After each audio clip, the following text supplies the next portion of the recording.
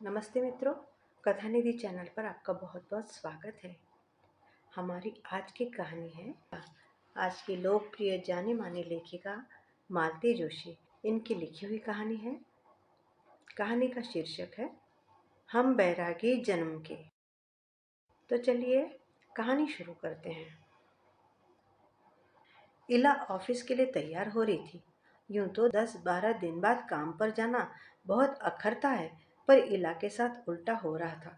वह तो जैसे बाहर जाने के लिए तरस गई थी। पिछले दिनों उसे जरा भी आराम नहीं मिल पाया था। घर में शादी हो तो कोई आराम की सोच भी कैसे सकता है। खासकर यहाँ तो सारा दारोमदार उसी पर है। संदीप और सुनीता तो मेहमान की तरह समय पर आए थे। हाँ, इस बार नीलू की शादी में उन्होंने कुछ आर्थिक सहयोग जरूर दे दिया था। शीलू की शादी में तो दोनों हाथ हिलाते हुए चले आए थे। नीलू की विदाई तो मंगलवार को ही हो गई थी, पर घर मेहमानों से भरा था। फिर एक एक कर मेहमान विदा होने लगे। उनके नेक दस्तूर करते करते इला हाफ गई थी, पर माँ थी कि जरा सी रियायत बरतने को तैयार नहीं थी। कल शाम भोपाल एक्सप्रेस से शीला रानी विदा हुई।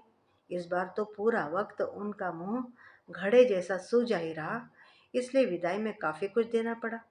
आज शाम 4 बजे अमरकंटक एक्सप्रेस से संदीप जा रहा है। बैठक में संदीप माँ के पास बैठा दवाई आदि नियम से लेने की हिदायत दे रहा था। माँ एक ही राग अलाप रही थी। अब मुझे दवाइयों को लेकर करना क्या है? मेरे सारे काम तो पूरे हो गए हैं। अब मौत कल आ रही है तो आज ही आ जाए, मैं तो तैयार बैठी हूँ। इला को एकदम ताव आ गया। साड़ी की पटलियां ठीक करते हुए वह बाहर को आ गई। बोली, वह बेचारा ठीक से कुछ समझा रहा है तो सुन तो लो ना। एकदम मरने जीने पर उतरने की क्या जरूरत है? अरे मैं ठीक ही तो कह रही हूँ। एक नीलू की शादी की ही तो फिक्र थी मुझे, वो निपट गई। अब भगवान जब मर्जी हो बुला ले।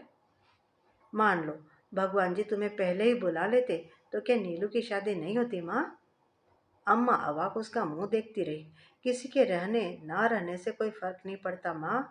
कोई काम नहीं रुकता, जैसे तैसे हो ही जाता है। और बाबूजी नहीं रहे तो क्या फर्क पड़ा? तुम्हारे बच्चे पढ़ लिख गए, उनकी शादी हो गई, क्या बाकी रहा? तो तू यह जताना चाहती है कि सब कुछ तूने किया है? मैं कुछ नहीं जताना चाहती माँ, सिर्फ बताना चाहती हूँ कि मरने की इतनी जल्दी ना मचाइए माता जी। आपके सारे काम अभी पूरे हुए नहीं है। आपकी एक और लड़की अभी अनब्याही बैठी है। माँ का चेहरा सफेद हो गया। संदीप भी हतप्रभ रह गया। दीदी को आज हो क्या गया है? इतनी कड़वी बात तो उन्होंने इससे पहले कभी नहीं की। अच्छा संदीप, चप्पल पहनते हुए इला ने कहा, सॉरी मैं स्टेशन पर नहीं आ पाऊंगी। सभी को अभी से हैप्पी जर्नी बोल देती हूँ, पहुंचकर फोन करना। बाय। जब तक संदीप को होश आता कि वह उठकर दीदी के पैर छू ले, तब तक तो अपनी एक्टिवा पर सवार होकर दीदी सड़क की भीड़ में गुम हो चुकी थी। शाम को दफ्तर से लौटी इला तो सुशीला सीढ़ियों पर बैठी मिली। क्यों, यहाँ क्यों बैठी है? माँ ने दरवाज़ा नहीं खोला क्या? दरवाज़ा तो खोला है, पर मम्मी जी कह रही हैं सब मेहमान चले गए हैं, अब ज़रूरत नहीं है। यह माँ भी ना रोज एक न एक तमाशा लगाए रहती है। चल तू भीतर चल और रसोई में लगने से पहले मुझे चाय बनाकर दे जाना। फिर कपड़े बदलते हुए इला ने माँ से पूछा, आज हम लोगों का कहीं निमंत्रण है क्या? अरे निमंत्रण कौन देगा? तो फिर सुशीला को क्यों लौटा दिया? अरे मैंने सोचा दो ही जनी तो हैं, पर वे दो जने खाना तो खाएंगे ही ना माँ। वो कौन बनाएगा? तुमने तो अरसे से रसोई में जाना ही छोड़ दिया है। और माँ बाहर के काम निपटाने के बाद मुझ में इतनी ताकत नहीं बचती कि मैं चूल्हे में भी सिर दे दूँ। मैं तो अब सुशीला को हमेशा के लिए रखने की सोच रही हूँ। अरे उसके हाथ में ज़रा भी स्वाद नहीं है। उसकी बनाई हुई सब्जी ज़रा भी नहीं भाती है मुझे। तो एक आध सब्जी तुम अपनी पसंद की बना लिया करो ना, हमारा भी जायका बदल जाएगा। अब तो यही करना पड़ेगा मुझे। मुझे समझने वाली तो दोनों चली गई, अब तो तुम्हारा ही राज चलेगा। इला को गुस्सा आ गया। उसने कहा, मैंने सोचा था कि तुम थोड़े दिन बहू की सेवा का सुख उठाओगी। मैंने तो संदीप से कहा भी था। बहू बोली थी कि आपको छुट्टियों में ले जाऊंगी। मैं दिन भर बाहर रहूंगी, आप बोर हो जाएंगे। ऐसी पता नहीं कितनी छुट्टियां आई और निकल गई। इला बुदबुदा रही थी और निढाल होकर पलंग पर लेट गई। उसे कभी कभी बहुत आश्चर्य होता था कि उसकी शादी की चिंता तो खैर माँ ने कभी की ही नहीं। उस मसले को तो उसने हाशिया पर डाल दिया, पर उसकी भूख प्यास का, उसके आराम का तो ख्याल रख सकती है वह। 19 साल की थी वह, तब से लगातार खट रही है। इंटरमीडिएट में थी तब से लगातार काम किए जा रही है। 14 साल का संदीप, 10 साल की शीलू और 6 साल की नीलू। एकदम कच्ची गृहस्थी थी। 13वीं से निपट ही रिश्तेदारों ने जोड़ तोड़ शुरू कर दिया था कि झूठा बर्थ सर्टिफिकेट दिखाकर लड़के को चिपका दो। फिलहाल चपरासी से, बाद में तरक्की करता रहेगा। पर अपने इकलौते बेटे के लिए बाबूजी ने बहुत सारे सपने देखे थे। उन सपनों को पूरा करने का बीड़ा इला ने उठा लिया और उसे अनुकंपा के आधार पर नौकरी मिल गई। इन 20 वर्षों की कहानी उसके अथक परिश्रम, त्याग और तपस्या की कहानी है। अपने तीनों भाई बहनों को उसने अच्छी शिक्षा दी। भाई को तो उसने इंजीनियर बना दिया। तीनों की शादियां भी यथाशक्ति धूमधाम से की। आज दफ्तर में तो सब उसकी इतनी तारीफ कर रहे थे। जो लोग उसके इस कठिन प्रयास के साक्षी रहे थे, उनके पास तो प्रशंसा के लिए शब्द ही नहीं थे। वह उन लोगों को कैसे बताती कि तारीफ तो सभी कर रहे हैं, पर उसके अपने ही उससे खुश नहीं है। माँ इसलिए नाराज है कि नीलू के लिए किसी ने लड़का ढूंढने की जहमत नहीं उठाई, इसलिए उसे खुद ढूंढना पड़ा। उसकी लव मैरिज को वह अपना घोर अपमान समझ रही थी। शीलू भी पूरे वक्त मुंह फैलाए ही घूमती रही। उसका कहना था कि उसकी शादी तो जैसे तैसे निपटा दी गई थी, और नीलू की शादी में देखो कैसी टीमटाम हो रही है। नीलू को यह बुरा लग रहा था कि उसने अपने लिए इतना अच्छा घरवर खुद ढूंढा, पर घर वालों ने उसकी कोई कदर ही नहीं की। ना ढंग से स्वागत सत्कार किया, न ठहरने की ठीक से व्यवस्था ही की। संदीप की बहू अलग से नाराज थी कि हमारे वक्त तो रिसेप्शन के लिए पैसे नहीं थे, अब लड़कियों के लिए तिजोरियां खुल गई है। अब उसे कौन बताता कि इस रिसेप्शन का खर्च खुद संदीप ने ही उठाया है। उसकी तो औकात नहीं थी। पर यह कहना भी मुश्किल था, क्योंकि संदीप ने सख्त हिदायत दे रखी थी कि सुनीता को इस बात की हवा भी न लगने दी जाए, नहीं तो वह मुझे खा जाएगी। इन आरोपों प्रत्यारोपों के बीच यह आशा करना ही व्यर्थ था कि कोई उसे कृतज्ञता के, सहानुभूति के दो शब्द कहेगा। जहाँ उपकार का एहसास ही नहीं, वहाँ कृतज्ञता कैसी। वे सब तो जैसे मानकर चल रहे थे कि जो मिल रहा है सब उनका हक है।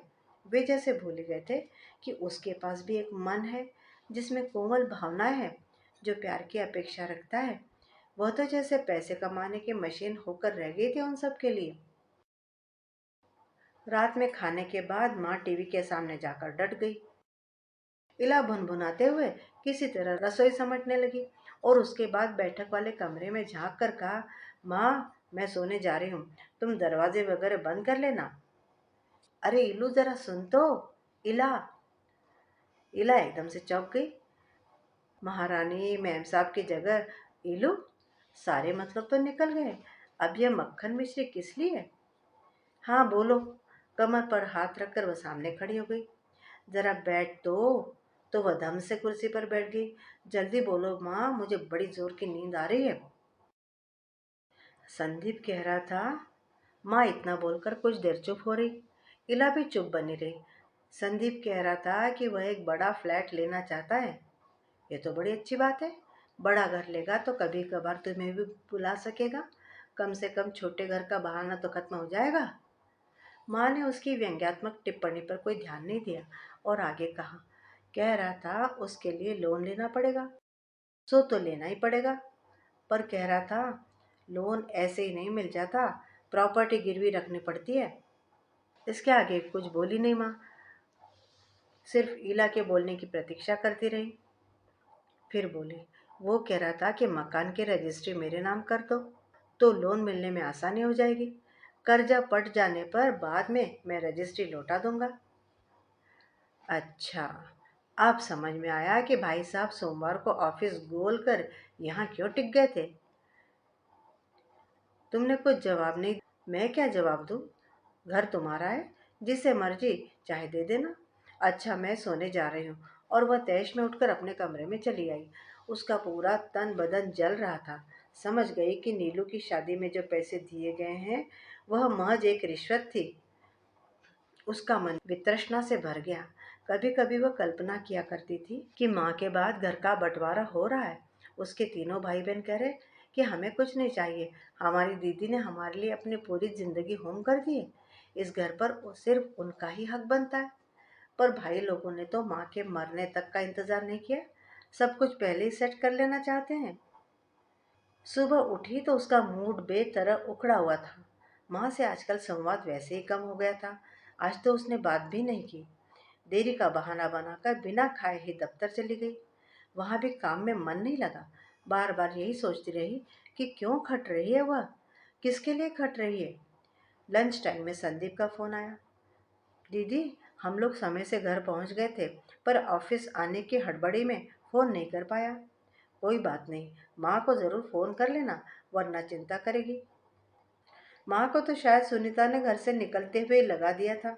मैंने उससे कह दिया था कि मैं दीदी से बाद में इत्मीनान से बात कर लूँगा।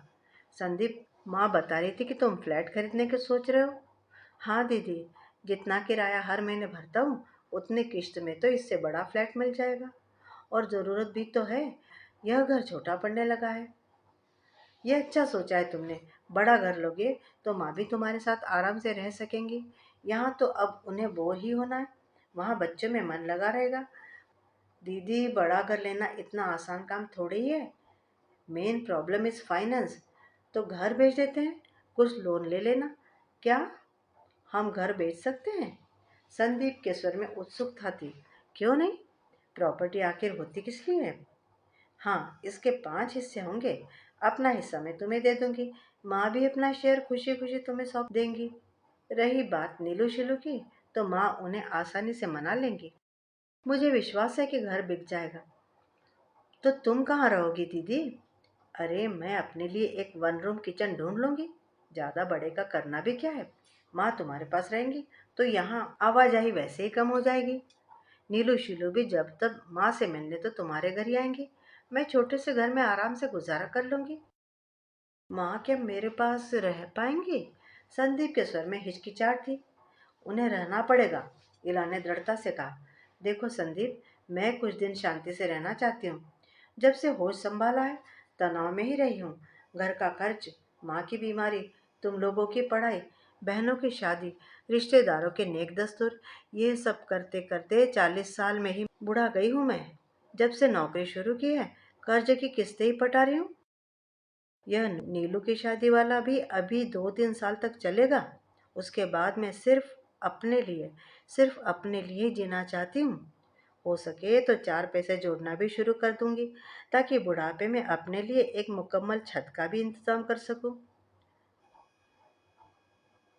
उसे लगा कि संदीप पलट कर कहेगा कि दीदी, तुम्हें अलग छत की क्या जरूरत है, मेरा घर है तो।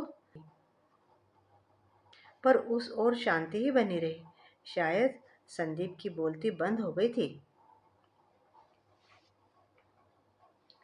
दोस्तों, अभी आप सुन रहे थे मालती जोशी द्वारा लिखी हुई उन कहानियों में से एक, जो उन्होंने उन बदनसीब प्यारी लड़कियों के लिए लिखी थी जिनकी शादी फाइनेंस की वजह से न हो पाई, जिनकी शादी चांदी के कुछ चंद टुकड़ों की वजह से न हो पाई। जी हाँ, कहानी का नाम है हम बैरागी जन्म के, और लेखिका मालती जोशी है। आपको कहानी कैसी लगी? उम्मीद करती हूँ कि कहानी अच्छी लगी होगी।